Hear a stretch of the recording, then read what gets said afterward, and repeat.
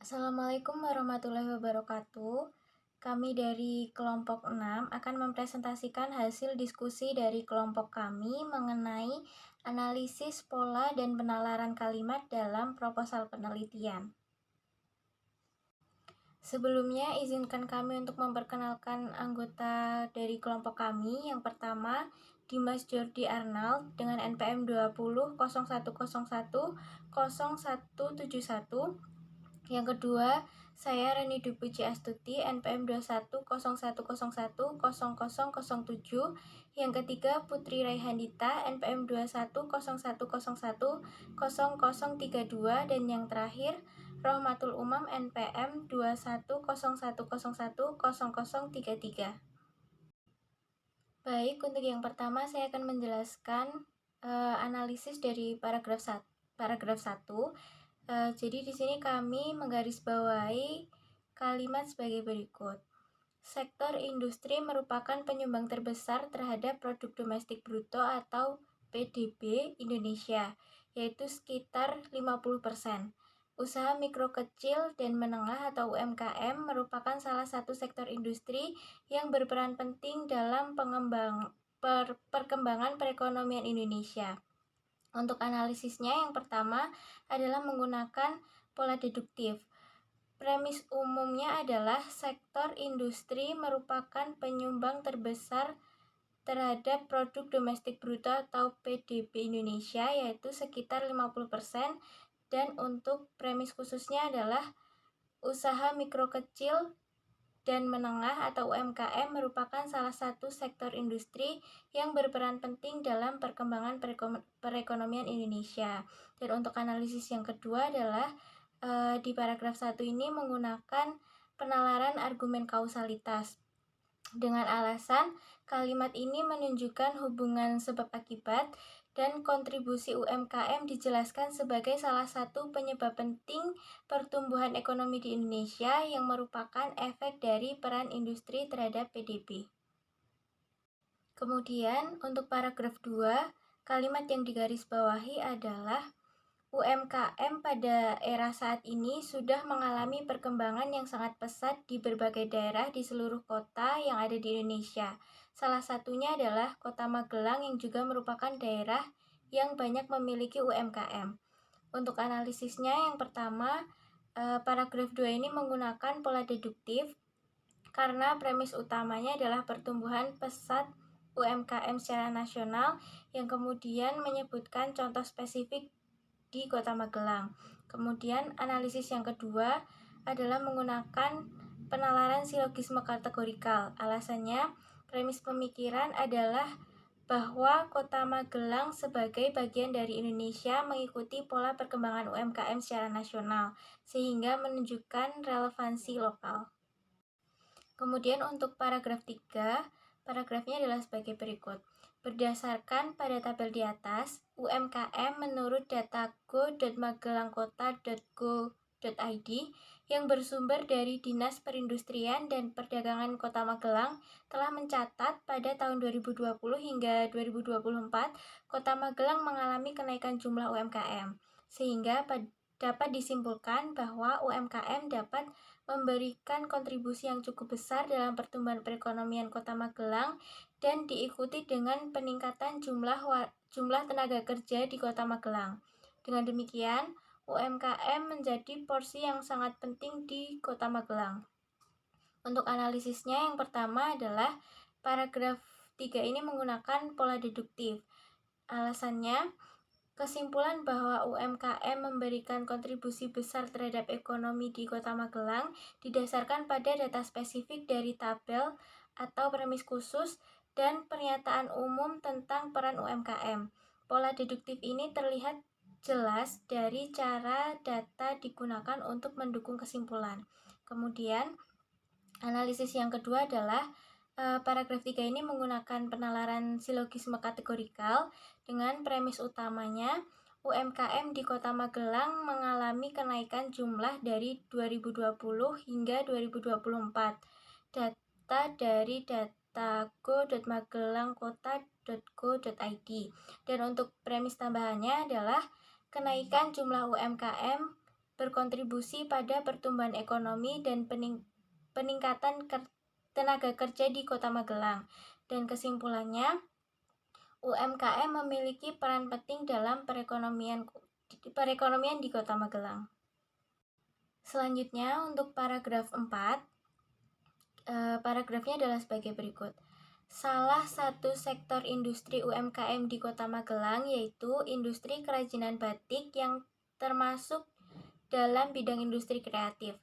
Saat ini keberadaan UMKM batik di Kota Magelang perkembangannya tergolong belum terlalu pesat. Namun, telah banyak orang yang mendirikan bisnis UMKM kerajinan batik dengan berbagai jenis metode pembuatannya. Jenis-jenis kerajinan batik tersebut diantaranya seperti batik tulis, cap, ikat celup, dan batik tulis dengan motif yang bervariasi namun tetap memberikan sentuhan ciri khas Kota Magelang, sehingga batik yang dihasilkan memiliki identitas atau ciri khas tersendiri. Nah, untuk analisisnya, analisis yang pertama, paragraf 4 ini menggunakan pola induktif. Untuk premis khususnya yaitu kalimat jenis-jenis kerajinan batik tersebut diantaranya seperti batik tulis, cap, ikat celup, dan batik tulis dengan motif yang bervariasi namun tetap memberikan sentuhan ciri khas Kota Magelang. Dan untuk premis umumnya adalah sehingga batik yang dihasilkan memiliki identitas atau ciri khas tersendiri. Kemudian untuk analisis yang kedua adalah menggunakan penalaran estetika. Karena penjelasan tentang variasi metode pertumbuhan batik seperti batik tulis, cap, ikat celup, dan motif yang memberikan sentuhan khas Kota Magelang mengacu pada aspek estetika. Argumen ini didasarkan pada nilai seni dan keindahan yang melekat pada produk batik yang memberikan ciri khas tersendiri pada UMKM batik di daerah tersebut. Paragraf 5 yang yaitu meningkatkan pertumbuhan UMKM di Indonesia. Pelaku UMKM diharuskan untuk tetap bertahan dan siap bersaing dengan UMKM lainnya.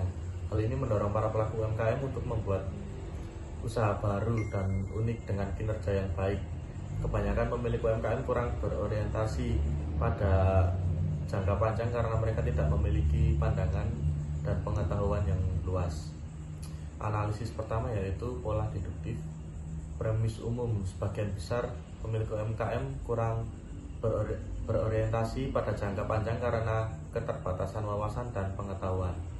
Yang kedua yaitu premis khusus, adanya persaingan antara UMKM dapat menjadi motivasi untuk meningkatkan kualitas kinerja usaha. Analisis kedua yaitu argumen kausalitas. Alasan yaitu kalimat ini menunjukkan bahwa peningkatan pertumbuhan UMKM memicu tentang persaingan dan inovasi di antara pelaku usaha. Tapi kurangnya wawasan pemilik UMKM menjadi faktor penyebab utama yang menghambat pengembangan jangka panjang. Paragraf 6. Pada diagram menunjukkan bahwa persentase financial inclusion jauh lebih tinggi dibandingkan dengan financial literasi. Pelaku UMKM yang telah mendapatkan kemudahan financial inclusion sebesar 75,02%, di mana UMKM ini telah menggunakan layanan keuangan khusus keuangan digital seperti ShopeePay, OVO, Dana, dan keuangan digital lainnya. Namun, pemanfaatan financial inclusion tidak diimbangi dengan pengetahuan dasar mengenai literasi keuangan. Analisis yang pertama yaitu pola induktif. Persentase financial inclusion UMKM sebesar 75,02 serta contoh layanan keuangan digital yang digunakan. Analisis kedua yaitu penalaran estetika. Alasan yaitu kalimat ini tercipta melalui penyimpanan yang terstruktur, penggunaan data faktual yang konkret, kontras yang memiliki perhatian, serta kesimpulan yang padat dan jelas. Elemen-elemen ini membuat kalimat lebih efektif, informatif, dan menarik untuk dibaca. Financial literasi masih terbatas pada UMKM. OJK menunjukkan pelaku UMKM yang memahami financial literacy hanya 65,43%. Hal ini dikarenakan minimnya kesadaran dan sosialisasi pada masyarakat tentang pengetahuan literasi keuangan, yang mengakibatkan masyarakat hanya mengetahui cara berinteraksi saja dalam menggunakan layanan keuangan khusus keuangan digital. Padahal banyak fitur menarik yang dimanfaatkan oleh pelaku UMKM untuk operasional usahanya. Analisis yang pertama yaitu pola deduktif.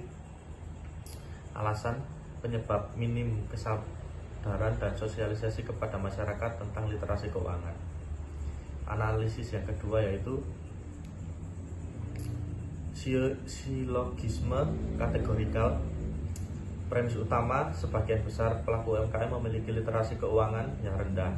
Premis tambahan, pelaku UMKM yang memiliki literasi keuangan rendah hanya memanfaatkan layanan keuangan untuk transaksi dasar tanpa memanfaatkan fitur lain yang tersedia. Kesimpulannya yaitu sebagian besar pelaku UMKM hanya memanfaatkan layanan keuangan untuk transaksi dasar karena rendahnya literasi keuangan. Selanjutnya di paragraf 8 ini ada fenomena ini diduga juga terjadi pada pelaku UMKM di Kota Magelang, khususnya pada pelaku UMKM batik, di mana pemahaman finansial literasi yang lebih rendah dibandingkan financial inclusion akan menjadi ancaman bagi para pelaku UMKM. Pemahaman dasar mengenai financial literasi yang masih terbatas pada sebagian besar pelaku UMKM dapat mengakibatkan financial performance pada UMKM menjadi tidak baik, sehingga menimbulkan kerugian utang yang tidak terkendali dan termakan investasi bodong dan pinjol ilegal. Kemudian yang selanjutnya ada analisis yang pertama itu ada pola deduktif. Paragraf tersebut menerapkan pola deduktif, dimulai dengan penyampaian gagasan utama di awal kalimat. Gagasan tersebut menyatakan bahwa tingkat pemahaman yang rendah mengenai literasi keuangan dapat menjadi ancaman bagi pelaku UMKM di Kota Magelang, terutama bagi UMKM di sektor batik. Selanjutnya, kalimat-kalimat berikutnya itu menguraikan dampak yang muncul akibat rendahnya literasi keuangan seperti kinerja keuangan yang buruk, kemudian resiko kerugian, penumpukan utang, hingga keterjebakan dalam investasi ilegal dan pinjaman yang tidak resmi. Kemudian selanjutnya ada analisis argumen kausalitas. Paragraf ini menjelaskan hubungan sebab akibat. Rendahnya finansial literasi menyebabkan dampak negatif seperti buruknya kinerja keuangan, kerugian, utang yang tak terkendali, dan keterlibatan dalam investasi bodong serta pinjaman ilegal. Kemudian analisis yang ketiga ada penilaian moral.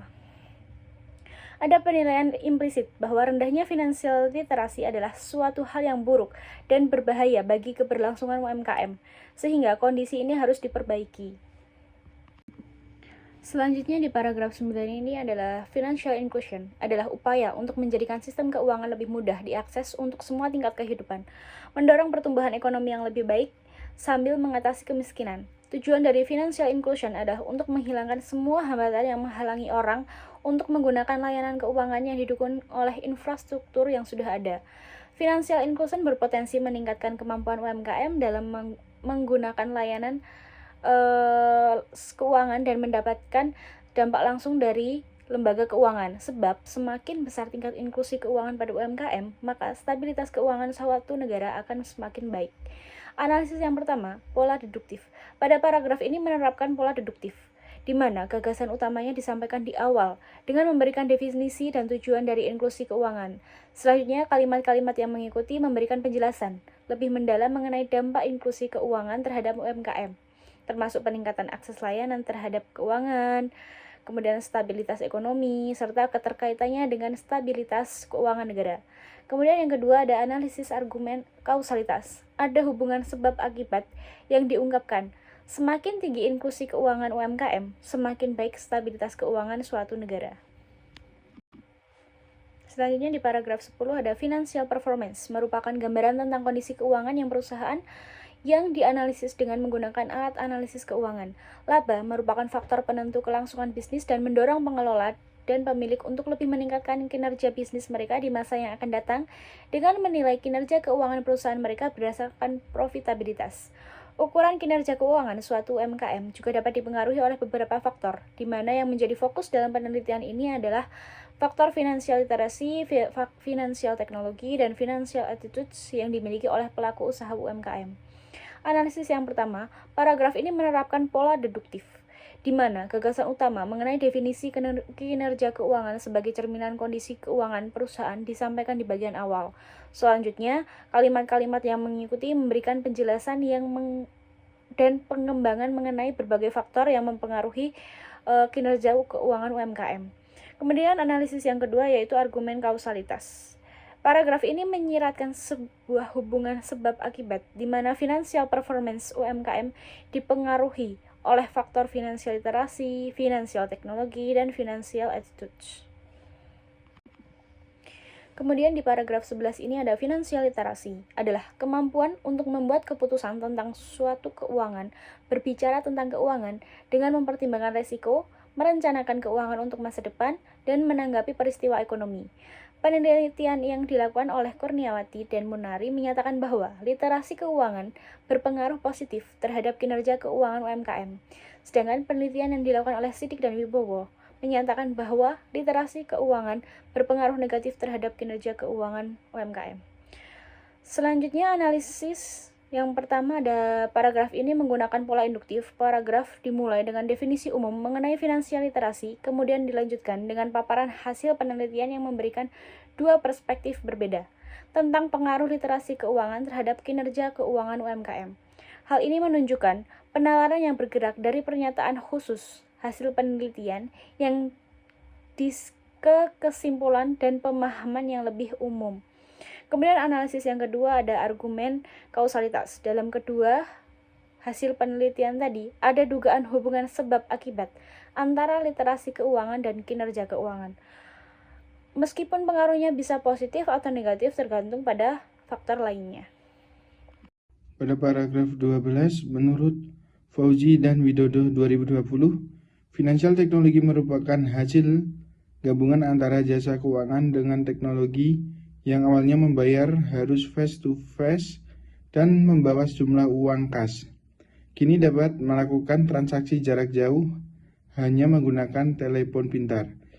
Penelitian yang dilakukan oleh Rahmawati et al. 2024 menyatakan bahwa financial teknologi berpengaruh positif terhadap kinerja keuangan UMKM. Namun penelitian ini yang dilakukan oleh Lubis et al. 2024 menyatakan bahwa finansial teknologi berpengaruh negatif terhadap kinerja keuangan UMKM. Di sini ada 3 analisis. Yang pertama, pola induktif. Paragraf ini mengandung argumen induktif terutama pada bagian yang merujuk pada penelitian oleh Rahmawati et al. 2024 dan Lubis et al. 2024. Kesimpulan yang ditarik berdasarkan dua penelitian berbeda menunjukkan bahwa vintage bisa berpengaruh positif atau negatif terhadap kinerja keuangan UMKM. Ini mengindikasikan adanya argumen induktif berdasarkan bukti atau penelitian yang ada. Yang kedua, argumen fungsional. Argumen fungsional berkaitan dengan manfaat atau fungsi dari sesuatu di bagian pertama paragraf. Penjelasan tentang vintage sebagai penggabungan teknologi dan jasa keuangan mengarah pada fungsi praktis vintage dalam memudahkan transaksi jarak jauh melalui telepon pintar. Hal ini menunjukkan bagaimana vintage berfungsi untuk memudahkan proses pembayaran yang sebelumnya memerlukan interaksi langsung dan uang tunai. Yang ketiga, argumen kausalitas. Argumen kausalitas berkaitan dengan hubungan sebab akibat. Terdapat argumen kausalitas pada bagian yang menyatakan bahwa pengaruh vintage terhadap kinerja keuangan UMKM bisa positif atau negatif. Hubungan sebab akibat yang diuji di sini adalah bagaimana penerapan vintage mempengaruhi kinerja keuangan UMKM, meskipun hasilnya berbeda antara dua penelitian. Pada paragraf ke-13, faktor lain yang mempengaruhi kinerja keuangan suatu UMKM adalah financial attitude. Sikap keuangan merupakan penilaian, pendapat, atau keadaan pikiran seseorang dengan keuangan yang diterapkan kesikapannya. Penelitian yang dilakukan oleh Rohmah et al. 2024 menyatakan bahwa sikap keuangan berpengaruh positif terhadap kinerja keuangan UMKM. Penelitian tersebut berbanding terbalik dengan penelitian Utami dan Abdullah 2024 yang menyatakan bahwa sikap keuangan berpengaruh negatif terhadap kinerja keuangan UMKM. Di sini ada tiga analisis. Yang pertama, pola deduktif. Kalimat di atas menggunakan pola deduktif karena dimulai dari gagasan umum atau sikap keuangan mempengaruhi kinerja UMKM dan diikuti oleh penjabaran khusus berupa bukti penelitian untuk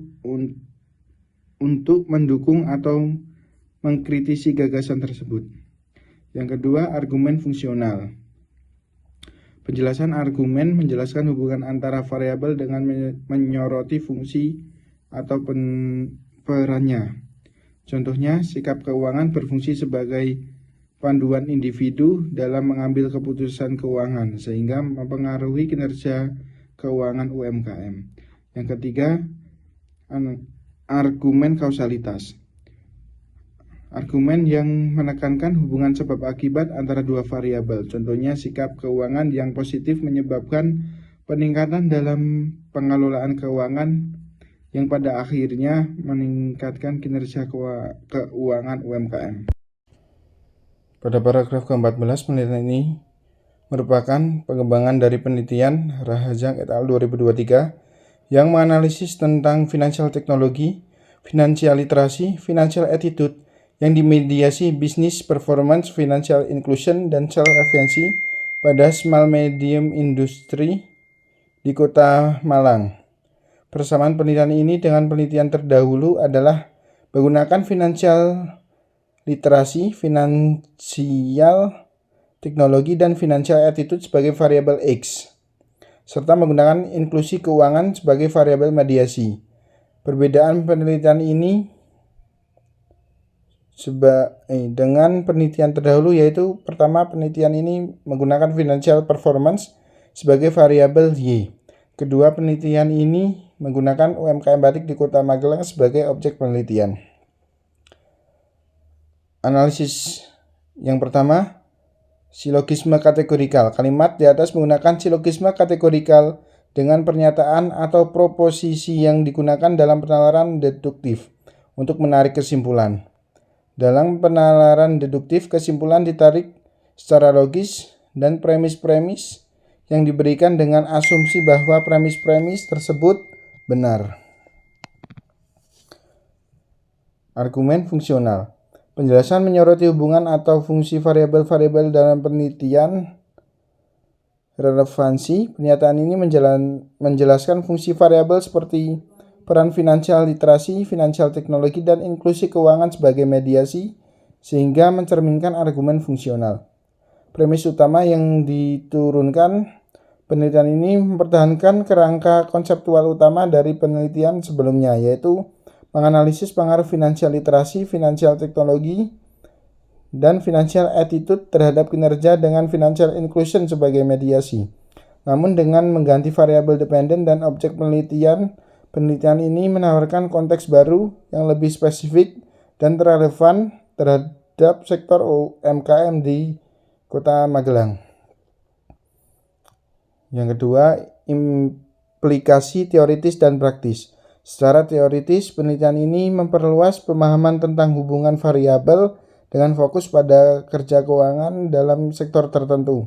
Secara praktis, penelitian ini memberikan wawasan untuk meningkatkan kinerja keuangan UMKM batik melalui pengelolaan literasi keuangan, adopsi teknologi keuangan, dan pembentukan sikap keuangan yang baik.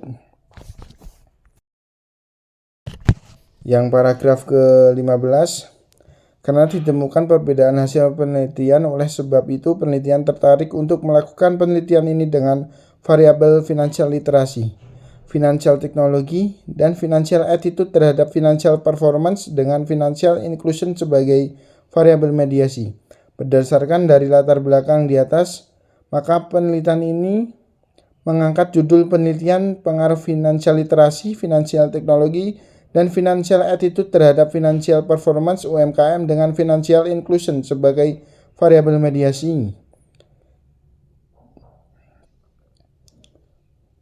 Ada 3 analisis. Yang pertama, pola deduktif. Kalimat di atas menggunakan pola deduktif karena kalimat deduktif digunakan untuk menarik kesimpulan dari pernyataan umum menuju kesimpulan khusus yang menjadi fokus penelitian ini. Yang kedua, argumen fungsional. Menyoroti fungsi atau peran variabel dalam suatu sistem atau hubungan. Peneliti menjelaskan hubungan antara variabel financial literasi, financial teknologi, financial attitude, financial inclusion, dan dampaknya terhadap financial performance. Hal ini menunjukkan adanya analisis fungsi variabel dalam penelitian. Yang ketiga, argumen kausalitas. Menunjukkan hubungan sebab akibat antara variabel. Penelitian ini bertujuan untuk menguji hubungan sebab akibat antara variabel. Tetapi argumen kausalitas belum dijelaskan secara eksplisit dalam pernyataan tersebut. Argumen kausalitas hanya relevan secara implisit. Terima kasih.